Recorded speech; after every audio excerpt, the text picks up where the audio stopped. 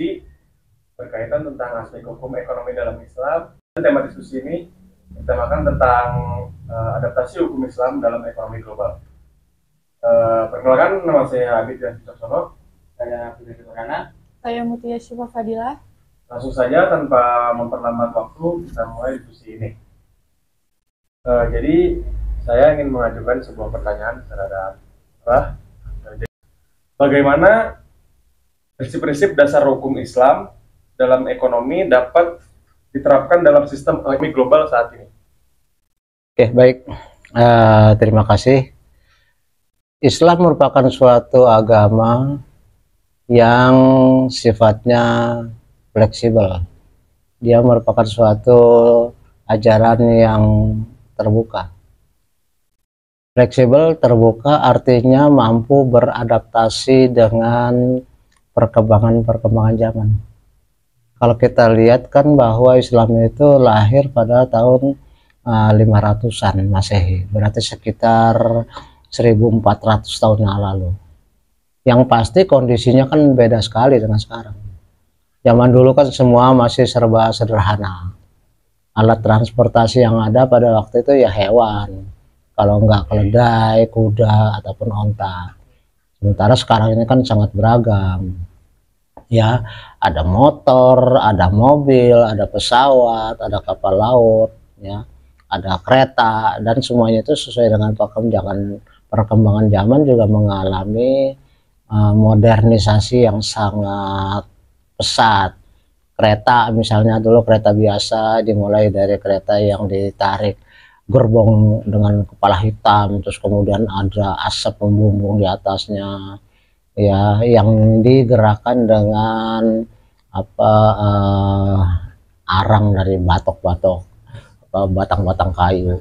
Kalau sekarang kan sudah kereta listrik, bahkan kereta-kereta cepat itu di negara-negara modern itu sudah sangat cepat sekali, ya, hampir seperti pesawat 300 km per jam, ya kan. Yang kita punya aja ya kereta WUS itu kan dari Jakarta Bandung, kalau dulu kan sekitar 3 jam pakai kereta biasa.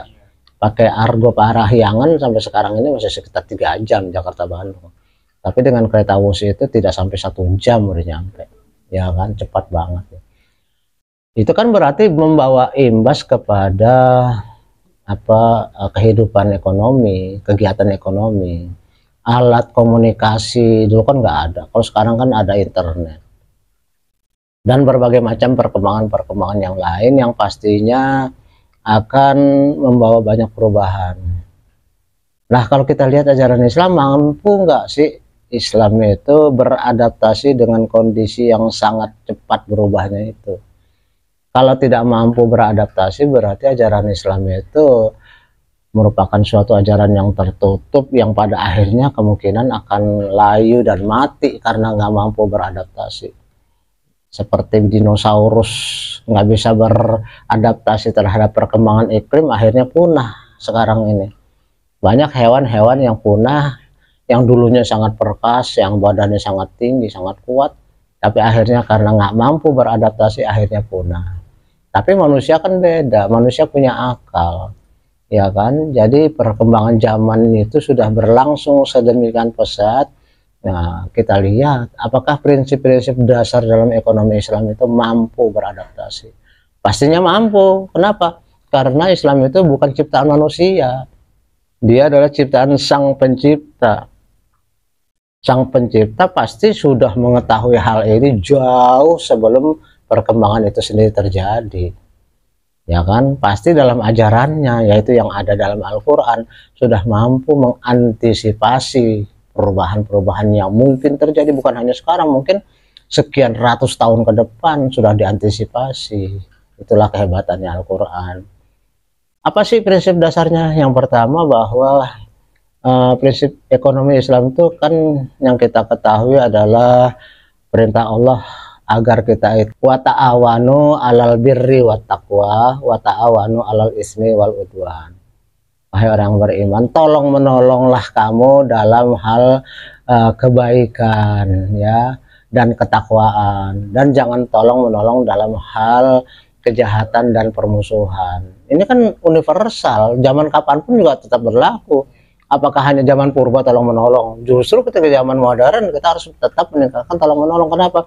Dalam zaman modern biasanya orang tuh individualistik, hanya mikirin keuntungan diri sendiri, ya kan? Terus hanya materialistik, segala hal diukur dari nilai uang, ya kan? Tapi Allah menginginkan supaya tetaplah kamu tolong menolong dalam kondisi apapun, mau zaman purba kayak mau zaman modern kayak. Nah, berarti prinsip wa ta'awanu 'alal birri wa taqwa ini mampu menembus perubahan zaman. Artinya prinsip yang pertama dari Islam itu bisa beradaptasi dengan perkembangan zaman, ya kan? Yang kedua, bahwa prinsip ekonomi Islam itu adalah transparan. Transparan misalnya dalam hal suatu perjanjian jangan ada hal yang berusaha dimanipulasi, ditutup-tutupi, dibohongi. Nah, ini kan akan berlaku baik zaman purba maupun zaman sekarang maupun zaman yang akan datang. Tetap saja orang itu berekonomi, beraktivitas ekonomi hendaknya transparan. Jangan nanti yang satu mementingkan keuntungan diri sendiri, merugikan orang lain, ya kan? Terus prinsip berikutnya bahwa di dalam ekonomi Islam hendaknya semua transaksi itu didasarkan pada kejelasan objeknya, harus transparan, jelas objeknya. Kalau mau dagang, misalnya dagang mobil, jual beli mobil, mobilnya jelas itu mobil apa mereknya, keluaran tahun berapa, kondisinya bagaimana, kan gitu kan. Terus harganya berapa, harganya harus cash atau bisa dicicil, apakah ada down payment atau harus cash in advance, dan macam-macam. Itu berarti semuanya harus dijalankan secara jelas. Oke, terus kemudian juga di dalam Islam juga diinginkan bahwa transaksi itu didasarkan pada kesepakatan, tawar-menawar antara penjual dan pembeli. Jadi nggak bisa pembeli itu memaksakan kehendaknya untuk membayar sesuai yang dia mau. Penjual juga nggak bisa memaksakan harga seperti yang dia mau. Semuanya harus ditawar-menawar. Ya, tawar-menawar. Oh, ini mobilnya mobil ternyata sudah cukup lama, tahun 2000-an. Nggak bisa dong kalau harganya segitu, kan gitu ya. Harus diturunkan. Oke, jadi prinsip seperti itu secara logikanya kan anytime bisa dilakukan. Mau zaman kapanpun harus jujur, harus transparan, harus terbuka, harus kemudian juga berdasarkan tolong menolong, ya kan. Mau ekonomi kayak apapun, perkembangan zaman kayak apapun, prinsip dasar dalam ekonomi Islam itu tetap bisa diterapkan, ya kan. Dan juga dalam bertransaksi itu kan yang terkait, pihak-pihak yang terkait itu haruslah orang-orang yang memenuhi syarat. Misalnya dia sudah balik, ya kan, dan berakal, terus juga kompeten. Kompeten itu apa? Kompeten artinya Anda menjual barang yang memang milik Anda, jangan punya orang lain yang dijual, kan gitu kan. Nah, itu mau zaman kapan pun saya kira tetap berlaku, ya. Artinya apa yang diajarkan oleh Islam itu fleksibel sifatnya, fleksibel untuk menembus zaman. Meskipun sekarang ini kayaknya kan kalau misalnya zaman dulu kan perdagangan itu bisa dengan barter ya, misalnya daging ditukar dengan gandum atau dengan beras. Sekarang juga masih bisa kalau mau, tapi kan udah jarang yang tukar-menukar seperti itu. Yang ada sekarang yang digunakan kan uang aja sekarang itu apa, tidak lagi berupa logam ataupun lembaran kertas, tapi bisa uang elektrik, ya kan, uang elektronik. Kita bertransaksi bisa e-banking, nggak perlu lagi ada uang yang nyata. Kita bayar Gojek aja nggak pakai uang cash, ya kan? Kita bayar apa kita belanja di Indomaret, Alfamart nggak perlu lagi pakai uang cash, cukup gesek kartu. Berarti perkembangan itu terjadi sepanjang prinsipnya kayak tadi, tolong menolong, transparan, keterbukaan, objek yang jelas. Mau pakai apapun nggak masuk aja, ya kan? Oh zaman dulu kan barter, terus kemudian ganti dengan koin, tapi kan koin gede-gede zaman itu kalau film-film Cina ya. Uang itu kan gede-gede segede batu bata, itu gimana kalau uang segede gitu ya. Nah tapi sekarang kan ringkas, hanya pakai kartu aja. Ya kadang-kadang orang nggak bawa uang cash malah, atau bawa uang sekedarnya aja. Ya takutnya kalau misalnya kita haus beli cendolnya baru bisa pakai gitu kan. Ya kan makan di warteg ya nggak bisa pakai itu, terpaksa bawa uang cash. Tapi untuk transaksi besar, Anda mau ke mall, mau makan di mall, mau belanja di mall, nggak perlu lagi bawa uang. Karena beresiko juga, kelihatan bang, wah dompetnya tebel tuh, gitu kan, dirampok nanti. Padahal dompetnya isinya cuma bon doang, nggak ada duitnya gitu. Oke, jadi itu jawabannya, bahwa Islam itu dengan prinsip-prinsip dasarnya mampu beradaptasi di segala zaman. Oke, silakan kalau ada yang lain. Baik, mungkin dari saya cukup sekian, mungkin akan dilanjutkan oleh rekan-rekan saya. Ya, silakan. Jadi di sini saya akan bertanya mengenai isu standarisasi dan perbedaan mazhab. Jadi apa sih penyebab utama perbedaan pendapat antara mazhab-mazhab besar dalam Islam? Mungkin Anda semua masih ingat ya, kalau di kelas itu saya mengatakan pokok dasar hukum dalam Islam itu kan Al-Quran dan hadis, ya kan? Itu dua yang dasar. Al-Quran adalah perintah Allah, sementara hadis adalah segala hal yang menyangkut pelaksanaan dari perintah itu yang dicontohkan oleh Rasulullah. Ada yang jelas disebutkan, tapi umumnya tidak jelas bagaimana bentuknya. Misalnya kayak sholat aja, ada perintah sholat, tapi kan sholat itu seperti apa kan nggak ada dalam Al-Quran, ya kan? Maka kemudian Nabi mengatakan, shollu kama ra'aitumuni usolli, sholatlah kamu sebagaimana kamu lihat aku sholat. Berarti dalam prakteknya sholat itu nggak akan kita temukan dalam Al-Quran tata caranya. Tata caranya itu bisa kita temukan dalam hadis Nabi. Oke. Dan karena perkembangan zaman yang sangat pesat itu, maka Al-Quran hanya isinya pokok-pokok saja, prinsip-prinsip dasar yang nanti akan dipraktekkan oleh Nabi juga pada zaman itu. Nabi nggak bisa mencontohkan sesuatu yang nanti akan terjadi di masa depan. Kenapa? Ya nanti umatnya malah bingung, itu apaan kan gitu. Karena dalam praktek kehidupan mereka belum ada. Maka Nabi hanya mencontohkan yang ada di zaman beliau ada, kan gitu kan. Tentang berkendaraan, tentang berdagang, tentang apa, itu tentu konteksnya adalah zamannya Rasulullah masih hidup. Maka ketika Rasulullah sudah tidak ada dan semuanya berkembang pesat termasuk dalam hal ekonomi, kemana orang-orang itu akan mencari dasar? Al-Quran, aduh nggak ada, hadis, waduh belum ada, ini gimana nih?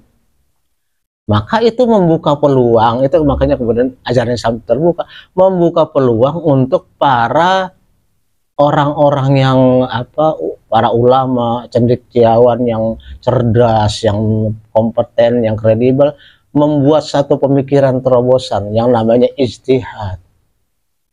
Oh begini nih menurut saya, karena pokok-pokok dalam Islam begini, dalam hadis seperti ini, maka untuk hal baru yang tadinya belum ada, kira-kira seperti ini gitu, kata ulama A berdasarkan ijtihad dia. Oke.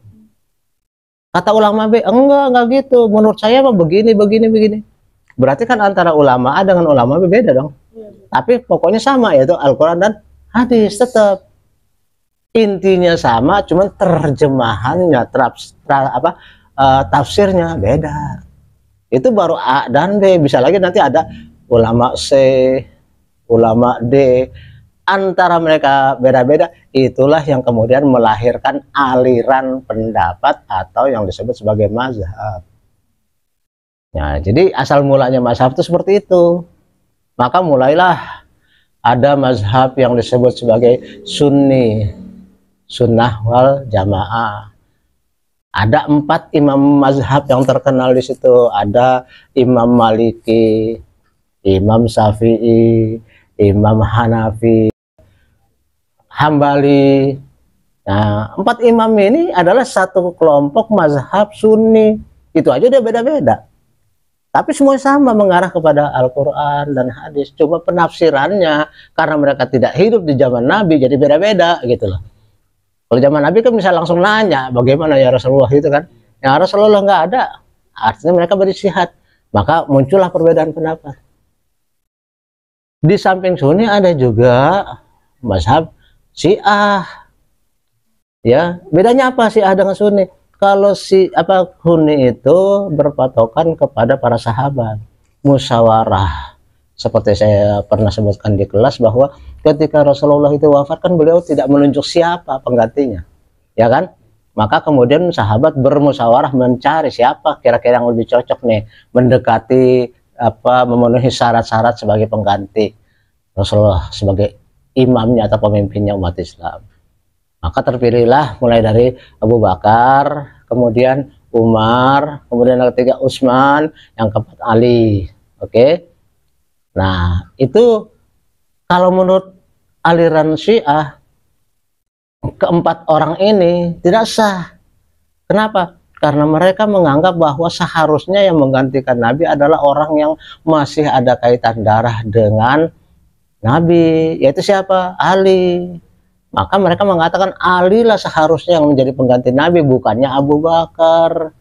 Nah, di sini udah pecah. Ada golongan Sunni, ada golongan Syiah. Ya kan? Nah, Syiah ini sendiri terpecah lagi.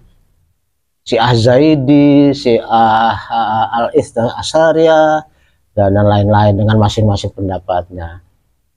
Terus ada lagi mazhab yang katakanlah lebih mengutamakan dalam kita menjalankan Islam itu, ya itu semuanya sudah ditentukan oleh Allah. Jadi lebih mengutamakan masalah qada dan qadar, semuanya udah di setel sama Allah harus begini. Ya, berarti kita nggak boleh berijtihad, harus sesuai dengan itu. Berarti mereka lebih bertumpu kepada ketentuan-ketentuan yang baku. Ya, ada golongan Mu'tazilah namanya. Terus ada juga kelompok yang liberal. Manusia kan berkehendak bebas. Berkehendak bebas, jadi nggak semuanya Allah nentukan berbuat takdir. Kalau yang tadi, yang golongan pertama itu, ya, dia mengatakan bahwa hidup kita ini semuanya sudah disetel. Kamu jadi apa itu udah takdir kamu, gitu. Bagi golongan orang yang berpatokan pada takdir. Tapi golongan yang mengatakan enggak lah, tergantung usaha kita mau jadi apa kan. Jadi yang satu lebih rasional, yang satu lebih pada doktrin. Dilihat dari sini berarti kan kelihatan bahwa aliran pemikiran yang disebut mazhab setelah Rasulullah itu nggak ada, tergantung kepada masing-masing. Ada yang ikut Sunni dalam arti mazhabnya Sunni tapi dia mengarah kepada Hambali, ada mengarah kepada Imam Syafi'i, ada yang mengarah kepada Imam Maliki dan sebagainya. Ada juga yang lebih setuju dengan pendapatnya Syiah. Ada juga pendapat yang lain-lain begitu. Yang penting bagi kita adalah bahwa perbedaan mazhab itu tetap mengacu kepada dasar yang utama, yaitu Al-Quran dan hadis. Sepanjang dia itu tidak keluar dari Al-Quran dan hadis, insya Allah masih sah. Ada perbedaan sedikit, itu wajar-wajar saja. Tapi sudah menyimpang, misalnya dalam Al-Quran, kan ada aliran yang sudah menyimpang dari Al-Quran yang mengatakan bahwa Al-Quran itu sudah dikotori, sudah dicampur-campur oleh pendapatnya para sahabat, sehingga Al-Quran itu harus disempurnakan. Nah, orang Syiah ada golongan, Syiah pun terpecah-pecah kan saya bilang tadi. Ada yang mengatakan Al-Quran sudah dikotori oleh para sahabat, makanya harus ada kitab penyempurna. Itu berarti kan kufur. Masa Al-Quran dibilang nggak sempurna dan kemudian ada manusia yang bikin lagi? Nggak bener kan? Nah iya, terus ada juga, wah Nabi Muhammad itu, walaupun Nabi sendiri mengatakan beliau adalah khataman nabiyin, artinya sudah Nabi penutup, la Nabi ba'dah, tidak ada lagi Nabi setelah itu. Tapi ada juga pendapat yang mengatakan Nabi Muhammad itu masih akan disempurnakan oleh yang lain. Misalnya Ahmadiyah itu kan nabinya Hazrat Mirza Ghulam Ahmad, bukan Rasulullah. Hazrat Mirza dia bilang menyempurnakan misinya Rasulullah, berarti kan dia merendahkan Rasulullah. Jadi ada yang menihilkan Quran, ada yang menihilkan Nabi, dua-duanya tertolak, nggak boleh. Yang boleh adalah dua-duanya harus tetap berpegang la ilaha illallah Muhammad Rasulullah. Perbedaan pikiran, perbedaan pendapat, perbedaan aliran, no problem. Tapi kalau udah menyimpang dari dua itu, berarti udah nggak sah, udah nggak benar, kira-kira gitu. Yang penting bagi kita adalah aliran pendapat seperti itu ya sah, dan jangan menjadikan kita jadi merasa wah saya yang benar, kamu salah, saya masuk surga, kamu masuk neraka. Nggak boleh. Yang mendoktrin seperti itu, bahkan lagi nah, saya Islam, kamu kafir, ya, nggak boleh. Itu kan udah urusan Allah yang seperti itu kan.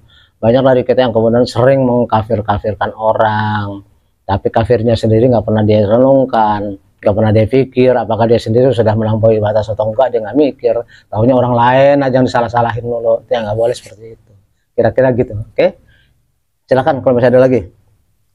Abah, terima kasih buat penjelasannya, sangat Ya. jelas dan bermanfaat. Silakan, habis. Saya bertanya tentang tantangan modernisasi dan hak asasi manusia. Bagaimana sih kita dapat memastikan bahwa kemajuan teknologi itu tidak disalahgunakan oleh para hak asasi manusia? Oke, para orang yang mengaku sebagai pembela hak asasi manusia, berarti kita harus paham dulu apa sih yang dimaksud dengan hak asasi manusia. Hak asasi manusia adalah hak dasar yang diberikan oleh Sang Pencipta kepada setiap manusia sejak dia lahir.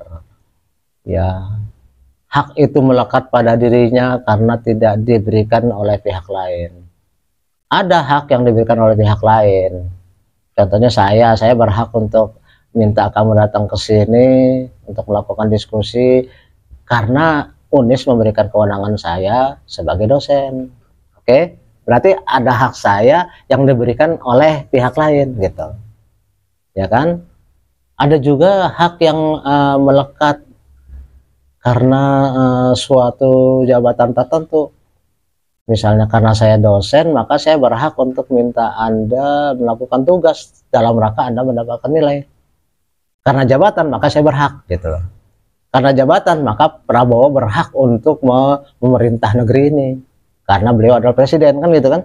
Jadi ada hak yang muncul karena jabatan, ada juga karena pemberian, gitu kan. Tapi ada hak yang melekat sejak dia lahir, yaitu yang disebut sebagai hak asasi, hak dasar manusia. Hak untuk hidup, itu bukan manusia yang ngasih, Allah yang ngasih. Hak untuk ekonomi, bukan orang yang ngasih, Allah yang ngasih. Hak untuk pendidikan, Anda boleh belajar, Anda tidak belajar, terserah. Itu hak asasi.